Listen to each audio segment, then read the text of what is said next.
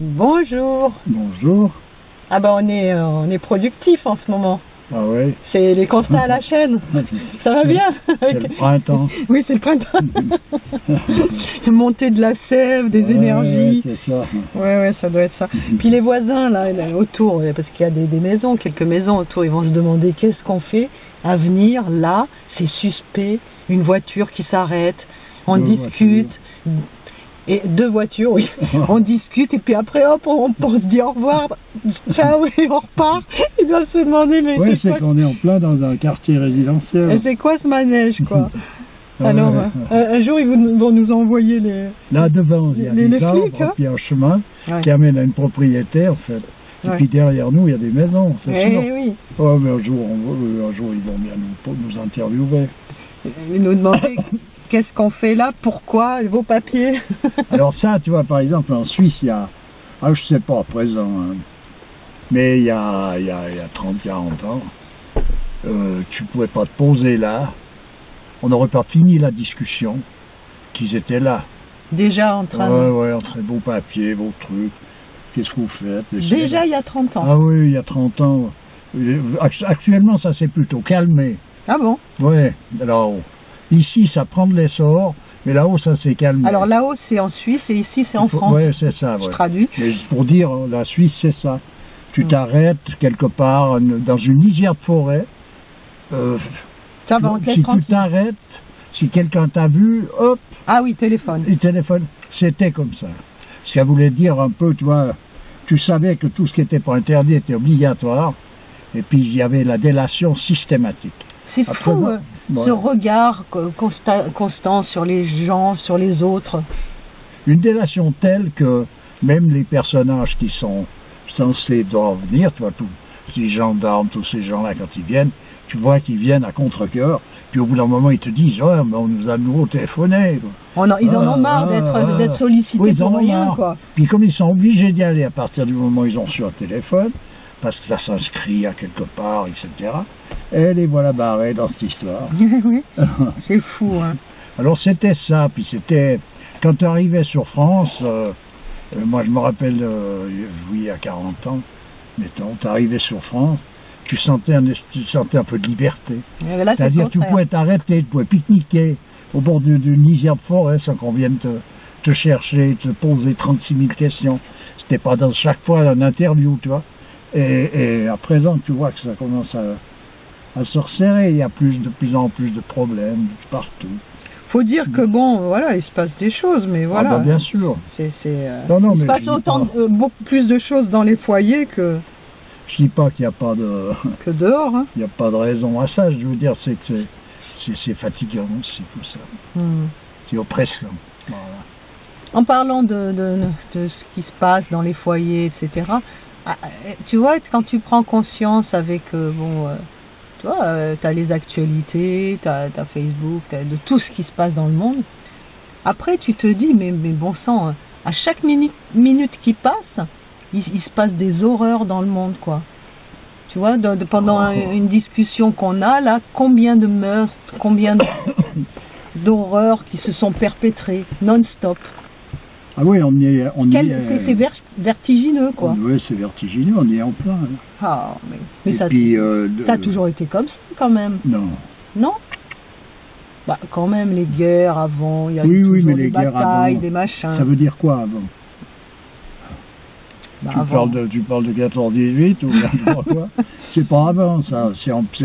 Disons que du moment, il faut étaler quand même la tartine sur bon, le fait... Oui, ça s'est aggravé, voilà, ça s'est aggravé. Le fait qu'il y ait plus de monde sur Terre aussi, ça multiplie les possibilités qu'il y ait des conflits, etc. Oui, puis de plus en plus Quoique, quand on est deux, il y a déjà un conflit. Hein. Oui, on y arrive des fois. Le troisième, c'est Shaitan, c'est le diable. On y arrive des fois. Tu vois, dans le christianisme, on dit si 3 personnes parlent de moi, je suis parmi eux. parle de Christ. Voilà. Donc c'est pas toujours... c'est qui dit ça? C'est des paroles de Jésus. Ah, de Jésus, d'accord. Voilà. Ça veut dire que c'est pas... Oui, mais 3 c'est bon. C'est pas à sens unique. C'est 2, la dualité déjà. C'est pas à sens unique. Quand on est 2. Elle est inévitable, cette dualité, donc il faut bien la vivre. C'est pas, je te dis, il n'y a rien qui soit en soi quelque chose qui ne va pas, c'est la manière dont on aborde. En ce moment, il y a beaucoup de...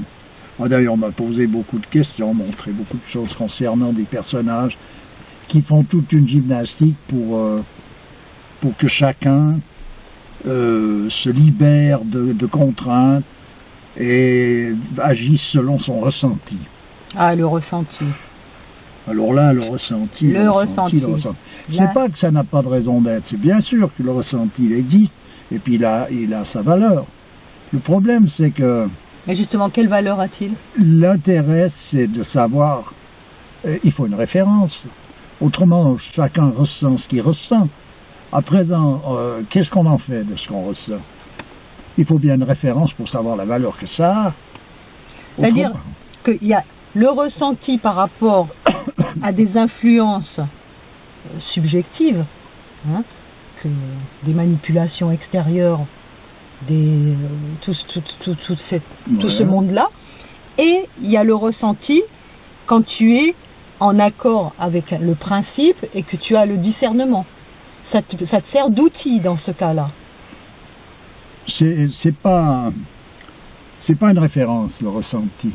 C'est quelque chose, mettons que tu ressens telle ou telle chose, ça te donne une indication. Après, il faut une référence pour connaître quelle est la valeur de cette indication. Mais il y a bien la raison d'être du ressenti. Bien oui, ben c'est ça. Pourquoi faut-il qu'on ressente? Ben, ça fait partie du monde sensible, des sensations, et on est assujetti à ces sensations. Pour être, comment dire, perturbé? Mais pas nécessairement. Un arbre, il ressent le vent qui passe dans ses feuilles, c'est normal, tout ça c'est normal. L'histoire, c'est de savoir quelle est la valeur que ça a, de ne pas prendre ça comme un référentiel. Parce qu'à partir du moment où tu ressens quelque chose, puis tu estimes bon, que tu vas suivre ce que tu ressens, c'est ce qu'on te prône actuellement dans le New Age. Ah ben oui, il faut suivre ses envies. Il faut suivre ce que tu ressens. Donc ça veut dire que tu suis quelque chose dont tu ignores la provenance. Ouais. Et c'est ça qui ne colle plus. Qui est dangereux. Voilà, donc une référence, elle te permet d'obtenir et de savoir donc la provenance de tout ça. Et à partir de là, ça change la donne, tu comprends? Mais le corps a ses raisons. D'ailleurs, il y a un livre qui a été écrit là-dessus. Le corps a ses raisons. Si on ressent quelque chose, c'est pour mettre le corps en état d'alerte, pour pouvoir parer à d'éventuels dangers ou d'éventuels, tu vois, choses qui pourraient arriver. Donc, ça fait partie de l'animal même ça. Ouais. Un animal, il est comme ça aussi. Il a son ressenti, etc. Mais il est guidé par quelque chose qui est référentiel. C'est pas le guide, le ressenti. Non. C'est pas le guide. C'est juste. C'est une indication. Une indication supplémentaire voilà. Mais même à ton insu, te permettre de réagir. Si tu as peur d'un coup, tu ressens la peur, il y a tout un tas de branle-bas de combat dans le corps, tout un tas de choses qui se mettent en marche et qui te permettent soit de prendre les jambes à ton cou, parce voilà, que d'un coup tu sécrètes de l'adrénaline, donc tu as la possibilité de vite courir pour échapper au danger, etc. Donc c'est pas pour rien, quoi. Non. Par contre, c'est pas la peur qui doit guider tes choix. Non, c'est ça, l'histoire, c'est que il y a un moment donné, une chose, elle a une valeur. C'est comme dans la circulation. On circule sur les routes. Il y a des lois de circulation. Bon, voilà, c'est tout. Donc après, c'est toi qui conduis, mais tu conduis, tu tiens compte de ces lois. Alors tu as envie d'aller là, tu as envie de faire ci, tu as envie de t'arrêter, mais tu tiens compte des lois de la circulation de manière à être des indications, de manière à être en conformité avec ce truc-là. Donc il y a d'autres référentiels concernant d'autres aspects, d'autres sujets qui font que ton ressenti, c'est pas qu'il n'a pas de valeur, mais si tu veux savoir exactement ce que tu es en train de ressentir, eh ben voilà ce qu'il faut. Il faut avoir un référentiel. Et c'est ce qui est donné dans les traditions. Dans une tradition, tout le monde, le ressenti, il existe, c'est pas ça le problème. mais simplement tu sais, tu as des règles qui te permettent d'abonder dans un sens ou de freiner ou de chercher à contourner tel obstacle, etc. Est-ce que la vraie position, c'est justement d'être en dehors du cortège constamment pour voir ce qui se passe, quoi? Pas subir sans comprendre ce qui... Ben c'est ça, ouais. C'est ça la vraie position. Voilà. Donc... Alors là, on te prône le contraire. Faut te laisser glisser. C'est comme disait le... Non, c'est quand te prône... Non, on t'endort. Ouais. Et puis après, on te provoque des sensations de désir, voilà. Oui, puis il faut laisser aller les choses dans le sens où justement il y a ces sensations. Comme disaient les Chinois, les anciens, il y a deux sortes de poissons dans le fleuve, ceux qui se laissent glisser par le courant, puis ceux qui remontent. C'est que tout simplement, il y a un moment donné, où est-ce qu'on doit aller, quel est le but d'une existence. Donc tu tires dans cette direction. Et puis après le ressenti, il est présent, tu verras bien ce qui t'arrive. Mais c'est pas le même courant que celui dont on parlait hier, quand il faut ou hier ou avant-hier, je sais plus, ou dans un constat précédent, où on disait qu'il fallait se laisser guider par l'ordre des choses. C'est pas le même courant. Après, tu comprends, bien sûr qu'il faut se laisser guider par l'ordre des choses. Mais justement, il faut donc avoir cet ordre des choses en question. Il faut avoir ce référentiel qui est l'ordre des choses. Autrement, ça ne va pas. C'est pour ça que tout ce qui se joue actuellement dans le domaine du New Age, avec ce ressenti, c'est pas que tout est à rejeter en vrac, c'est qu'il manque l'élément essentiel. Ouais. Comme dans le bateau, quand il manque la boussole et le gouvernail. Voilà. Ouais, c'est ça. Vraiment, le bateau, il peut être impeccable. Tout va bien, les gens à bord sont disciplinés, tout est parfait. Mais il manque ça. Ça veut dire que plus c'est impeccable, plus ça va vite, plus tu tombes dans les écueils. C'est ça. Comment?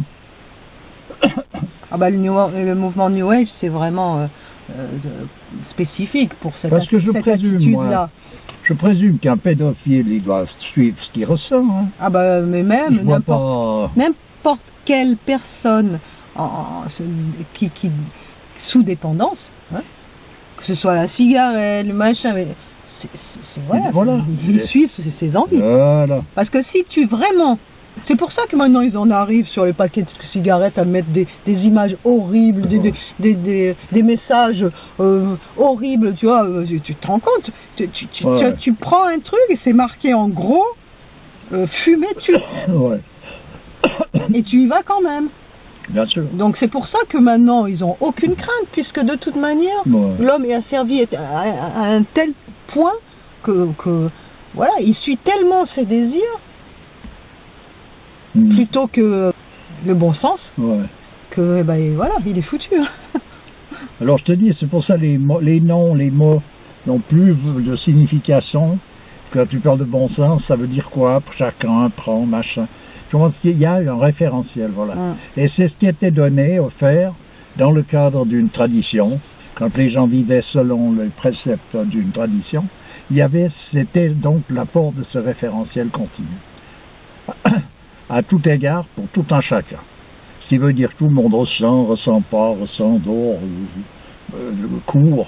C'est pas ça l'histoire. Il y a le référentiel. Là, il n'y a plus. Voilà. Ouais, c'est ça.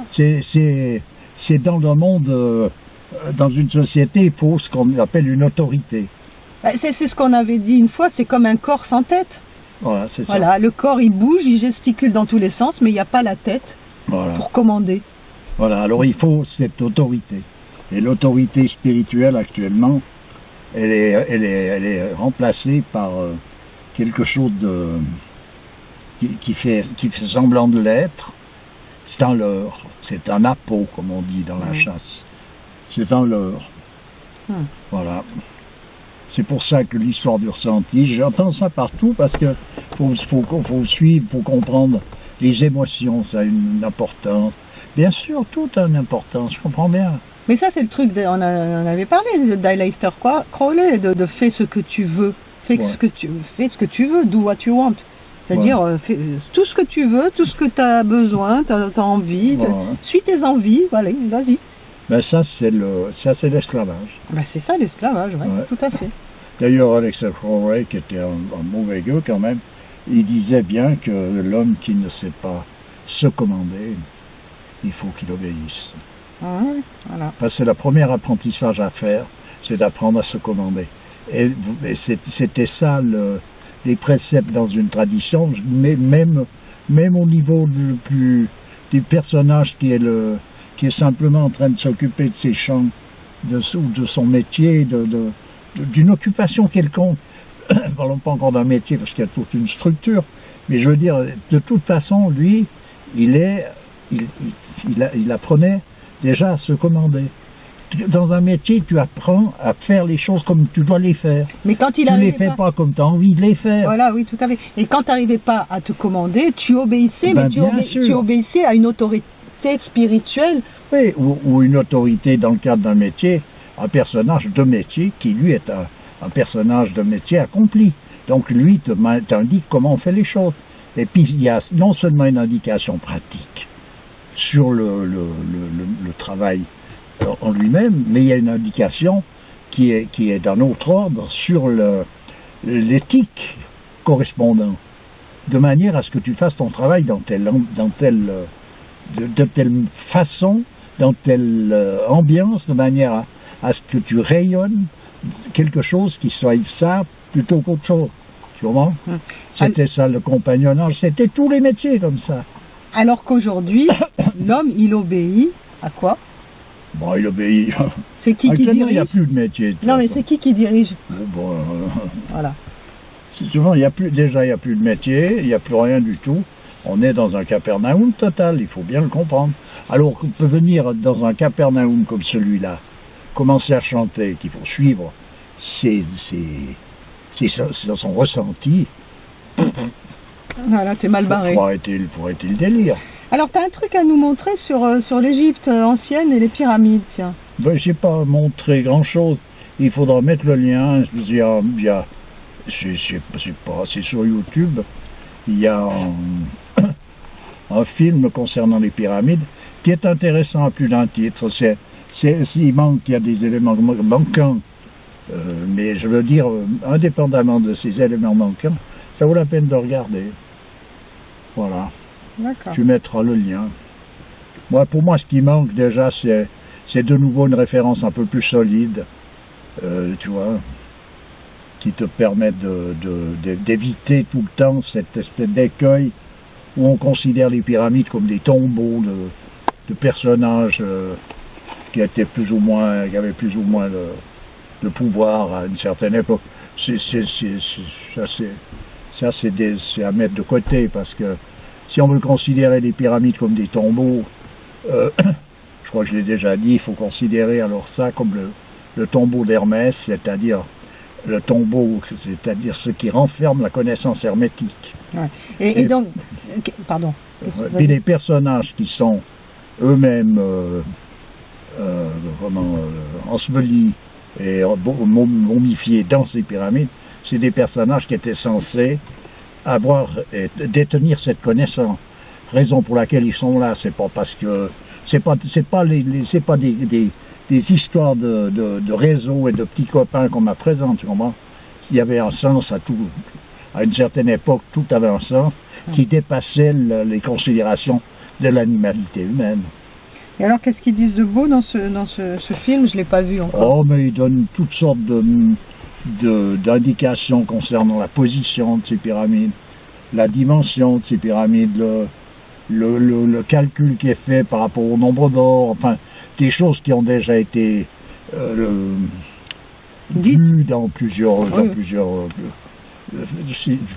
films et autres. Mais c'est intéressant parce que c'est quelqu'un qui a fait une démarche pour rechercher ceci, cela. Et c'est intéressant de voir, qu'en fait une pyramide comme il est question, tu donnerais à présent à faire ça à une entreprise. Ils sont incapables. Ça serait une histoire invraisemblable. Alors que là, ça se faisait, et puis de nouveau, à ne pas considérer que c'est des choses qui ont été faites par des esclaves. ni par des aliens, comme une théorie veut nous le faire croire. Oui, mais c'est-à-dire... Non, mais il y avait quand même des êtres, des êtres humains, tu sais, qui étaient grands et tout, dont on parle dans la Bible, comment on les appelle déjà, oui. Qui étaient plus grands que nous. Oui. Et c'est peut-être eux, non? Souvent, c'est toutes sortes de délires qui viennent se greffer parce qu'on n'arrive pas très bien à comprendre comment ils ont réussi à faire ça.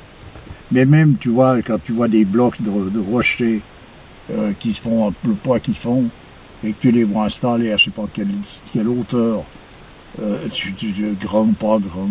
Et à un moment donné, c'est encore démesuré malgré cette... Mais tu n'avais pas parlé une fois dans le cadre de ces constructions-là, de murs en chambre, etc., qu'il était possible de recréer de la pierre, en fait, avec un mélange savant de silice et de... Tu avais parlé de ça une fois? Oui, mais il y a... C'était quoi? Mais disons qu'à l'analyse, ça se voit, parce qu'il y a une répartition dans les... les molécules. Oui, une répartition interne qui n'est pas la même exactement. Donc... Voilà. Donc c'est pas... parce qu'on avait évoqué cette possibilité. Oui, bien sûr. Je me souviens. Donc c'est pas ça. Non, mais je te dis, il faut aller voir ce film. Tu mettras le lien, je pense que ça intéressera bien du monde. Et puis puis voilà, après on peut continuer pour aller plus loin. Mais déjà ça, c'est intéressant. Et puis cette connaissance donc que les gens avaient, qui leur permettait de poser cette pyramide-là, comme ça, puis qui était située par rapport à l'ensemble de l'univers. Parce qu'elles sont sur le même alignement. Voilà, sur un alignement bien précis, etc. Et tu retrouvais d'autres pyramides dans d'autres lieux où ces gens-là ne se connaissaient pas à ce moment-là. Et ils étaient exactement dans les mêmes dans les mêmes alignements. Voilà. Oui, non, mais c'est sûr que ça signifie quand même qu'il y a une connaissance. Bien sûr, je te dis, ce qu'il faut bien voir, c'est qu'on n'a pas progressé véritablement, on a régressé plutôt. Et l'avancée technologique, elle n'est pas une poussée en avant, elle est une compensation à une défaillance. Une défaillance. À une défaillance, ouais. Voilà ce qu'elle est. Je te dis, quand tu rajoutes une béquille, c'est que tu n'arrives plus à marcher sur tes deux pieds. Oui, nous actuellement on s'extasie sur la béquille. Oh mon Dieu, c'est ça. Le high-tech, c'est formidable. Extraordinaire. Tu te rends compte, tu vois le téléphone portable, c'est merveilleux. Enfin, mais plein de cerveaux. On n'irait pas s'imaginer qu'il fut un temps où les gens pouvaient se communiquer sans ça, sans téléphone, ni portable, ni pas portable. À 20 ans, il y a plein de gamins qui se retrouvent avec des comment on appelle ça là, dans le cerveau. Ouais, des tumeurs. Des tumeurs au cerveau. Bravo la technologie moderne. Dans 20 ans. Actuellement, il y a des gamins bien plus jeunes qui ont pas ça. Oui, parce qu'il reste des heures au téléphone portable. Puis après, quand tu passes, tu sautes de là pour plonger dans la Wi-Fi, etc. Donc on a fait des avancées extraordinaires pour pouvoir tchatcher, raconter tout ce qui se raconte habituellement. Donc on ne sort pas des trivialités en général. Et puis donc il faut y payer sa vie pour ça. Et je vois moi des signes qui m'attristent souvent. J'ai vu récemment dans les infos, ils parlent du Bhoutan. Et moi le Bhoutan c'était un des derniers, comment est-ce qu'il faut dire ça, refuge d'une manière d'être, manière de vivre qui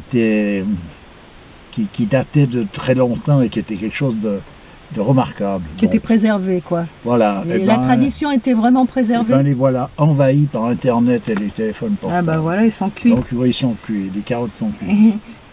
Ils sont frits. Nous sommes frits. Crièrent les poissons. Voilà, quand ils étaient dans la poêle.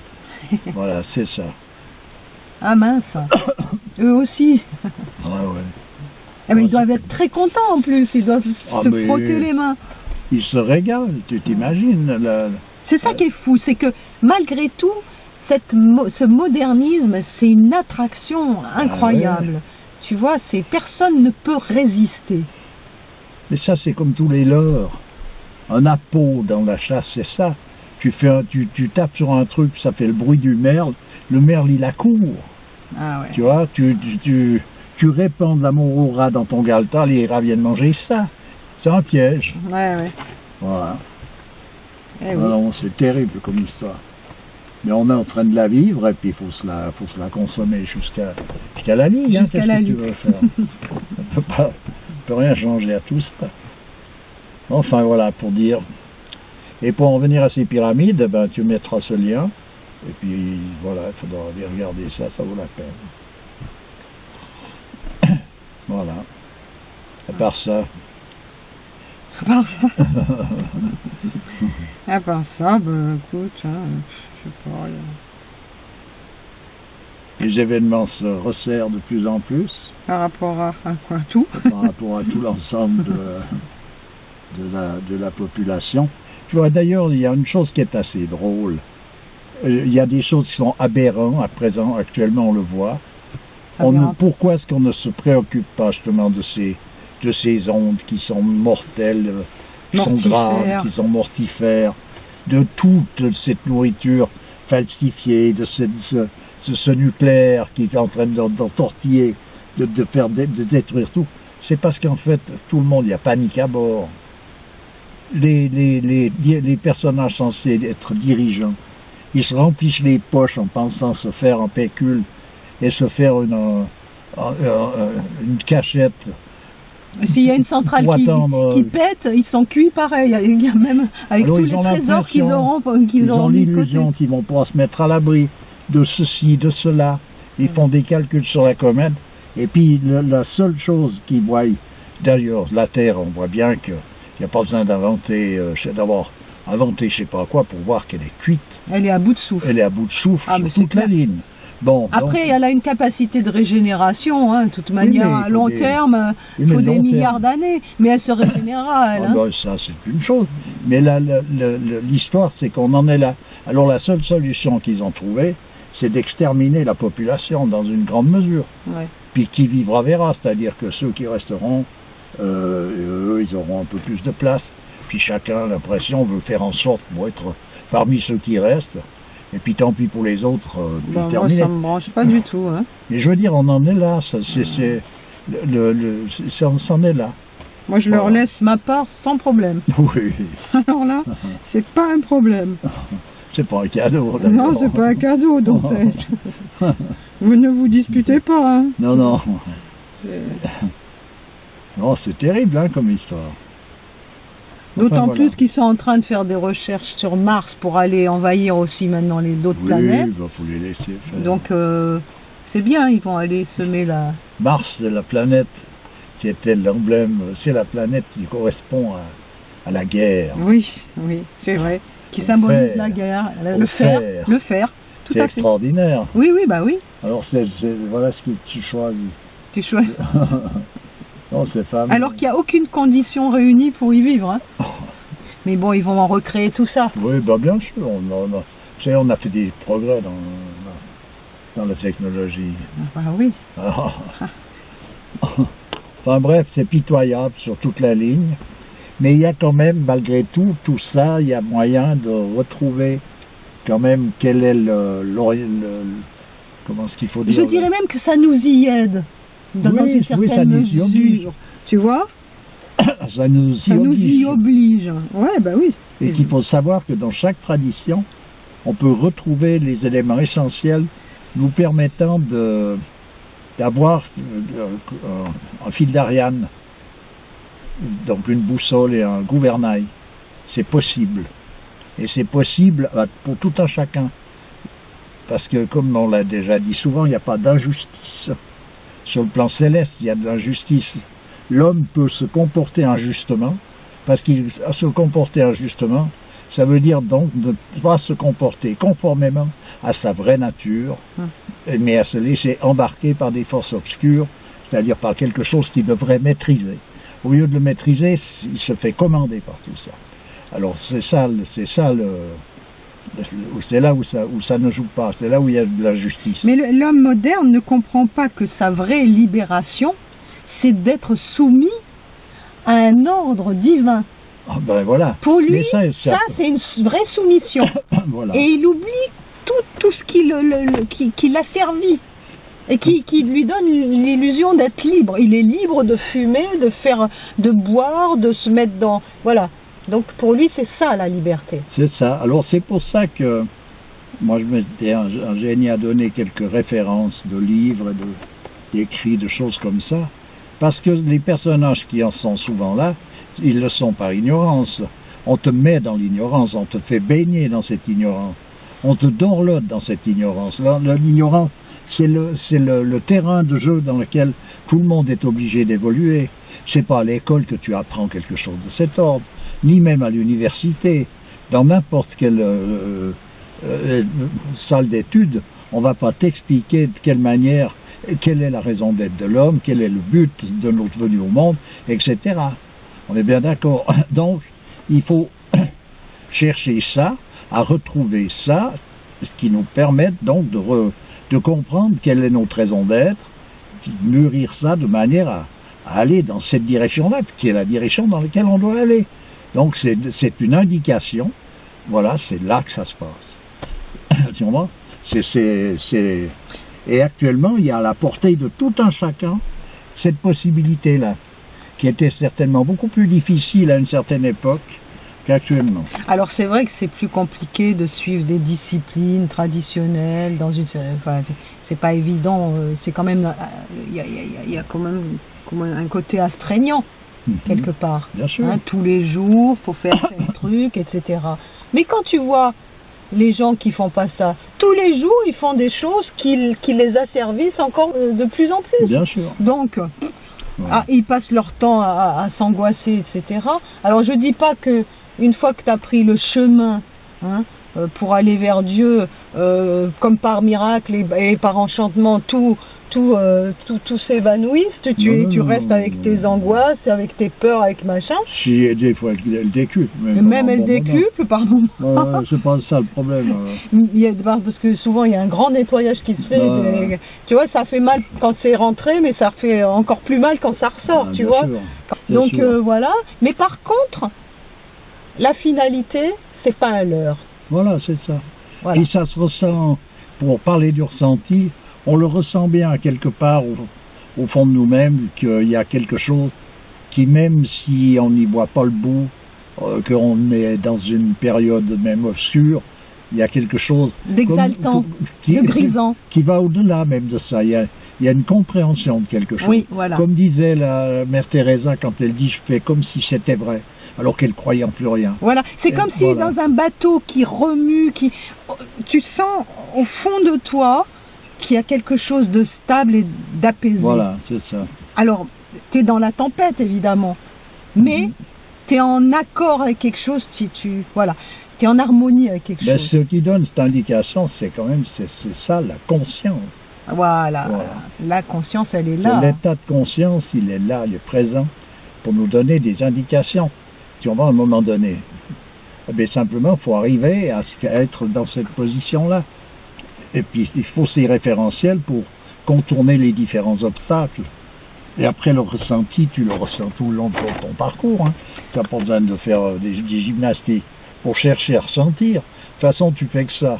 Alors, quelqu'un qui n'a pas de conscience, la conscience d'être dans une voie de garage, il a du chemin à faire? Beaucoup plus que quelqu'un qui est conscient? C'est pas tellement comme ça qu'il faudrait présenter les choses, tu vois. Bien sûr que l'état d'être conscient ça veut dire être conscient de l'état dans lequel tu es. Voilà. Évidemment, c'est ce qu'il faudrait. C'est ce qui t'arrive inévitablement à un moment donné. C'est un plus quand même. Bien sûr. Bien sûr. Mais je veux dire, ce qu'il y a, c'est qu'il y a des démarches qui permettent donc d'aller en direction du but qui est la raison d'être de l'homme. Et ces démarches n'ont pas disparu dans le sens qu'on est dans le modernisme et qu'actuellement il n'y a plus de possibilités. Si, il y a des possibilités. Parce que de toute manière, comment est-ce qu'il faut dire, Dieu n'étant pas injuste, étant la justice comme telle, s'il y a des complications, si on n'a plus telle ou telle possibilité, etc., il compense ça par autre chose. Comme je l'ai déjà dit, je vais le répéter, la phrase que M. Chion parlait quand il disait que l'homme actuel sur le plan spirituel, ce qui le caractérise, c'est sa profonde détresse. Mais cette détresse est submergée par une effluve de grâce. Une effluve de grâce. Ça, tu l'as. Mais oui, mais ça veut dire donc que Dieu est miséricordieux et il ne nous laisse pas tomber. C'est pas parce qu'on est dans une situation comme celle actuelle où tout part en galère, tout part à volo. C'est pas pour ça qu'il nous laisse tomber, bien au contraire. Oui, mais tu peux me ressortir la phrase que j'oublie toujours, les méfaits là. Ah, le temps viendra où la vérité n'aura plus d'effet, le mensonge plus de méfaits. On vous vendra le mensonge au prix de la vérité. C'est ça ce que tu veux dire. Oui, voilà. Oui, ça, c'est tout des prophéties qui datent de Mathusalem. Oui, c'est le cas de le dire. Ouais. Alors, tu sais qu'il y a dans le courant mars, là, il y a un film qui va sortir qui s'appelle Gérontophilia. Alors, c'est encore une de ces créations du lobby LGTB, là, je sais plus quoi, les lesbiennes, gays, trans, machin, bon, voilà, ce sont des fous furieux complètement, je sais pas qu'est-ce qui leur arrive, mais je sais pas ce qu'ils veulent en fait. Voilà, après. S'éclater, ouais, après avoir créé des films pour les enfants je sais plus, Tom, ou je sais plus ce qu'il y a, où c'est l'amour de deux poissons homo, je sais plus exactement, ça m'a tellement pas intéressé, pour un petit peu sensibiliser à la cause. Alors, c'est pas sensibiliser à la cause homosexuelle, parce que c'est plutôt pour banaliser l'homosexualité, et en faire une vertu, en fait. C'est pour ça que ça va pas. Mais bon, là, c'est carrément gérontophilia, tu vois. C'est un jeune qui tombe amoureux d'un vieillard. Et on les voit dans des postures très suggestives, c'est vraiment cradingue. Voilà. Alors, vivement zoophilia, vivement nécrophilia, vivement toutes ces déviations-là. Voilà. Ils vont nous passer tout. Toutes les déviations et pour nous les banaliser, quoi. C'est scandaleux. Scandaleux. Et ça va sortir au ciné, ça. C'est-à-dire, c'est ça la décomposition, quand on parle de la décomposition. L'humanité est en état de décomposition. C'est ça. La décomposition, ça veut dire qu'il se passe un phénomène particulier. Tu vois, tu prends du beau raisin, des beaux fruits qui sont magnifiques, tu les laisses glandouiller dans un seau, tout d'un coup, ça se met à fermenter, ça se décompose, ça fait un tralala, ça se met à puer à des distances, c'est insupportable, bref, etc. Puis total, finalement, c'est le terreau dans lequel va repousser quelque chose de merveilleux. Mais tout ça, il faut que ça se passe à un moment donné. Voilà, alors dans la société actuelle, c'est cette pourriture qu'on encense. Voilà, c'est ça. Hein, c'est ça on pourrait l'encenser vu par un certain bout. Pour ça que moi je m'en plains pas sur toute la ligne, dans le sens que c'est le signe aussi précurseur d'un renouveau, tu comprends? Ben oui, mais c'est le renouveau qu'il faut aspirer à ce renouveau. Il ne faut pas rester là, patiner là-dedans en disant c'est bien. C'est-à-dire qu'il faut, de nouveau, je te dis, il ne faut pas perdre le nord. Donc, à partir de là, c'est comme je te dis, quand tu as du raisin qui est en train de fermenter. Voilà. Ouf. Mais à un moment donné, tu sais très bien que c'est avec ça qu'on va faire du bon vin. Un bon vin, tu vois. Pour ceux qui boivent. Oui, écoute, on ne peut pas, disons, dégrader ce on avait parlé un petit peu de ce que représentait symboliquement le vin. Et voilà, il y a des œnologues, là, comment on les appelle, l'œnologie, qui sont des fins connaisseurs, c'est pas qui en parlent très bien de tout ça. Bon, nous on boit pas. Alors, il y a des saints qui boivent, qui ont bu. Qui a bu boire. Un saint Thomas d'Aquin, il disait: comment parler mieux de Dieu que devant un bon pichet de vin? Oui, bah alors là, ça veut dire, alors faut se prendre un bon pet pour parler bien de Dieu, faut se prendre une bonne... Ça veut pas dire, ça veut dire qu'il a dit ça. Comment être mieux positionné? Voilà, après tu y vois, toi, hein. Chacun la voit comme il la voit. Lui, voilà ce qu'il disait. Je pense que si en tout cas dans l'islam, ces choses-là sont prohibées, c'est parce que Ben, il y a une raison aussi. il y a une raison, hein, c'est Ben, pas pour, voilà, pour tu rien. suis celle-là. Voilà, puis lui, il n'a pas dit d'ailleurs qu'il fallait absolument boire. Mais là, c'était dans une occasion qui s'était présentée où C'est incitatif, hein, quand tu dis comment parler mieux de Dieu. c'est incitatif pour les gens actuels, mais pour moi, c'est pas incitatif. Moi, je suis pas dans cette chose-là. Moi, je comprends quelqu'un qui pourrait me dire, aurait pu me dire, comment ne pas être mieux positionné pour parler de Dieu que devant un magnifique bouquet de fleurs, c'était pareil pour moi. Bah non, parce que quand tu ouvres des portes qui te font croire que ce sont celles de la spiritualité, alors que tu restes bloqué dans une phase. Tu parlais tout à l'heure de la signification du vin. Je pense bien qu'à Thomas d'Aquin et celui non, mais je ne parle pas de Thomas d'Aquin. Parler de Dieu, il savait très bien justement cette signification, etc. Pour ça que ça va pour le monde moderne, mais ça va pas pour des gens qui étaient. Alors comment faire la différence? Bon, écoute, si. c'est justement comme c'est ça l'éducation. C'est ça l'éducation. Faut réapprendre à regarder les choses par le bon bout, puis voilà. Comment, c'est pas. Oui, mais après tout le monde banalise ça et alors c'est qu'ils n'ont pas vu par le bon bout. Je ne sais pas. Si on apprend à regarder les choses par le bon bout, on ne peut pas arriver à tout le monde banalise ça. Là, on en est à tout banaliser, y compris ce qu'il ne faudrait pas, de toute façon. Surtout ce qu'il ne faudrait pas. Et à ne pas banaliser ce qu'il faudrait. D'accord. Alors, comment y voir clair? Vas-y. Bon, là, c'est une étude, c'est le cours d'une vie. Ça, si tu arrives à ça dans le long de ton existence, c'est que tu as gagné une étape, hein, je peux te dire. Parce que tous ces produits-là désinhibent, donc tu as une perception plus grande de certaines choses. Mais ça t'empêche d'aller plus loin vers les portes du ciel. Bah écoute, en tout cas Thomas d'Aquin, ça l'a pas empêché. Bon bah alors allez, un bon petit... non, allez. Mais moi je suis pas Thomas d'Aquin. Oui. Mais lui, ce que j'essayais, donc ça veut dire qu'il n'y a pas d'absolu sinon l'absolu. On est bien d'accord? Ah ouais, mais tout le monde, alors là c'est pas clair parce que tout le monde va trouver une justification à toutes sortes d'actes. Hein. Mais tout le monde trouve des justificatifs à toutes sortes d'actes.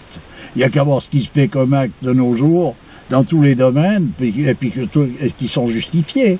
On va jusqu'à marier les homosexuels, on va jusqu'à prôner ça comme étant normal, et donc ça se justifie par ce bout-là. On fait que ça.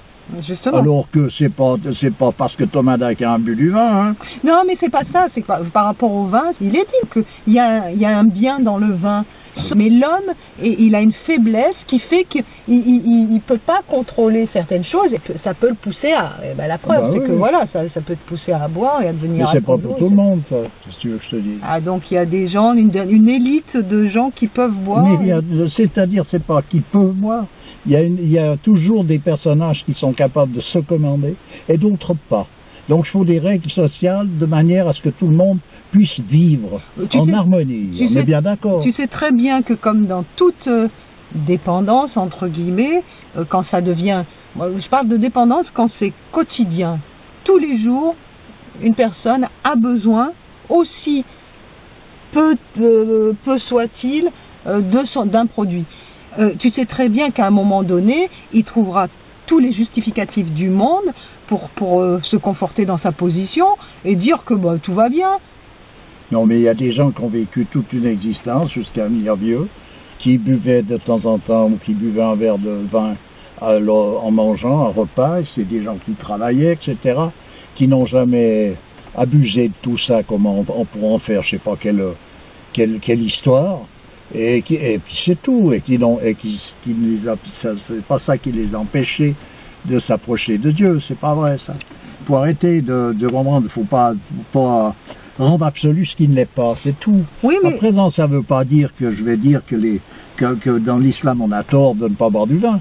C'est très bien, ces règles sont installées. Si on est musulman, on suit ces règles, il n'y a pas de raison de ne pas les suivre, puisqu'elles sont instaurées mais ça fait partie de ce qu'on peut appeler les règles sociales. C'est pas que le vin t'empêche de voir Dieu ou de t'approcher de Dieu. C'est que le vin perturbe quelque chose dans l'harmonie sociale. Donc tu laisses tomber tout ça, tout va très bien. Personne... Au début de... Thomas d'Aquin n'aurait pas demandé à un musulman de boire du vin en lui disant que c'est que la seule solution pour qu'on puisse parler de Dieu. Faut pas mélanger les pinceaux. Là, c'est cette espèce d'absolutisme tout le temps qui est tordu, parce qu'on veut rendre absolu quelque chose qui est totalement relatif. Oui. De toute manière, dans l'islam, c'est venu progressivement. Tu vois, le prophète, il a mis 20 ans avant d'amener toutes les recommandations, etc. C'est au bout de 20 ans qu'il a été signalé qu'il fallait pas boire. Tout ça parce que, justement, il y a des gens qui étaient dans des états tellement limites que voilà... Et puis ça se prêtait pas du tout, en tout cas à ce moment-là et dans le lieu. En plus, dans les pays chauds, pays chauds, la boisson aussi. Voilà. Enfin, bon. Et qu'en est-il du Il faut, dans le domaine de la religion, il faut s'en tenir à ce qui est pilier de la religion en elle-même, c'est-à-dire des choses qui sont incontournables, et le restant, ça devient facultatif par rapport au lieu, par rapport à beaucoup de choses. Alors ça prône rien, c'est pas la porte ouverte à je sais pas quelle glissade, c'est simplement qu'il faut mettre les choses à leur place. Alors dans le milieu musulman, entre guillemets, il y a beaucoup de gens qui sont fumeurs de pétards. Et là, qu'en est-il? Bon, ça c'est une ivresse qui n'est pas... le prophète en a pas parlé, peut-être, non? Moi, mais ça n'empêche pas que... Peut-être qu'il ne savait pas que ça existait. Tout ce qui met dans un état second n'est pas recommandé. Alors, bien sûr. C'est connu, ça. Simplement, le vin, il ne te met pas dans un état second. Si. Ça dépend de la quantité. Voilà, c'est le degré. Eh bien voilà, c'est pour ça qu'à un moment donné... Passer un certain degré, tous ces produits-là mettent dans un état second. Ben oui, mais simplement, ça te met dans un état second. Mais ça ne veut pas dire que tu as un personnage qui travaille et qui mange boit un verre de vin rouge à son repas et dans un état second. Non, ça ne veut pas dire ça, parce que n'importe quel produit, autrement, alors te met dans un état second. L'ail, l'oignon, tout ce que tu veux. C'est la viande. Tu vois, la viande aussi, il est dit que c'est le délice du palais et que c'est la ruine de l'âme. Quand c'est l'Aïd, allez, on coupe les coups, là, ça n'arrête pas. C'est quoi? Faut tenir compte, j'entends. C'est dit où, ça, la ruine de l'âme? Mais c'est connu depuis la nuit des temps, ça. Bon, donc, qu'est-ce qu'il faut? Tout ça, tout est juste. J'ai rien à redire là compte, mais il ne faut pas rendre absolu ce qui ne l'est pas. C'est tout. Puis de ce fait-là, ne pas relativiser ce qui est absolu. C'est ça qui est important. Tu comprends le truc? Mais ça veut... Quelqu'un qui boit son verre, comme je te disais, c'est pas qu'il attend ça, puis que c'est un manque pour lui s'il l'a pas. C'est pas ça, ça fait partie de son giron. Oui, mais quelqu'un qui boit régulièrement, qui fume régulièrement, va lui enlever son produit, tu vas voir comment il devient fou. Donc c'est une dépendance à partir de ce moment-là. Celui qui arrive à se rendre indépendant de tout, il est libre. Il est libre d'une certaine manière, mais tu vois, c'est pas nécessairement la sainteté. Ah non, je ne pas parler de sainteté, parler de bien-être. Voilà, c'est ça. Donc pour moi, tu vois, il y a des personnages qui sont capables de maîtriser tout. D'ailleurs, il y en a qui sont venus vers... les personnages qui étaient venus vers le Maharishi un jour, qui avaient dit ils avaient tout suivi, toutes les disciplines. Ils savaient tout, ils connaissaient tout. Ils maîtrisaient leur corps de tout, jusqu'au plus petit organe de leur corps, tout. Et puis, total, ils n'avaient toujours pas résolu le problème. Et ils se sont fait engueuler par le Maharishi, tu comprends? Pourquoi? Qu'est-ce qu'il leur a dit? Mais je ne sais plus ce qu'il leur a dit, mais je ne te dis pas comment il les a scratchés. Parce que tu te prends, tu te mets à la place de Dieu, quoi. C'est toi le plus fort, tu comprends? C'est des sportifs. Alors faut faire attention. Toute discipline t'amène vers une maîtrise de toi-même. Alors si c'est quoi? Il faut s'arrêter avant pour pas faire concurrence à Dieu? Non, c'est que de ne pas prendre ça pour autre chose que ce que c'est. Ah voilà, d'accord. C'est tout. C'est toujours le discernement de toutes ces choses qui a son importance.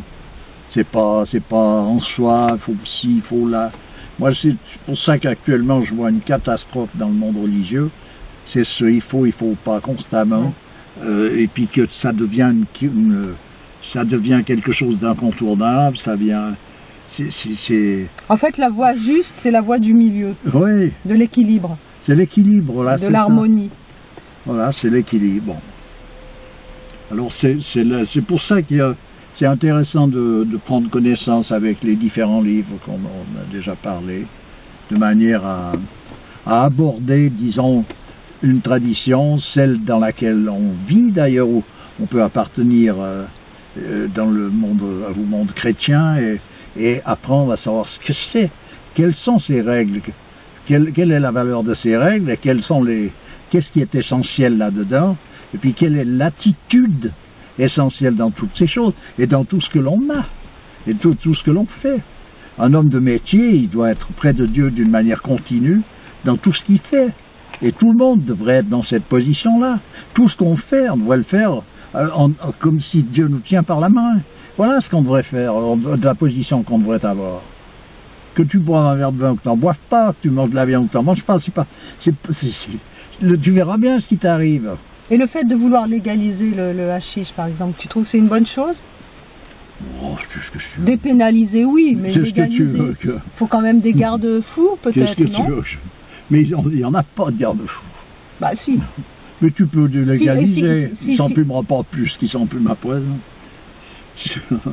Ça va rien changer. Oui, mais bon, il y aura certainement je vais te dire ce qui dérange dans la légalisation de ces choses-là, c'est surtout qu'il faut mettre en place un giron pour que le commerce continue, puis que ce soit toujours les mêmes qui empochent la bagnole. Pour que ce soit toujours bénéfique pour certains. Voilà, c'est tout. C'est la seule chose qui importe là-dedans. Il n'y a rien d'autre. Faut pas venir me raconter des histoires morales que c'est pour empêcher la jeunesse de machin.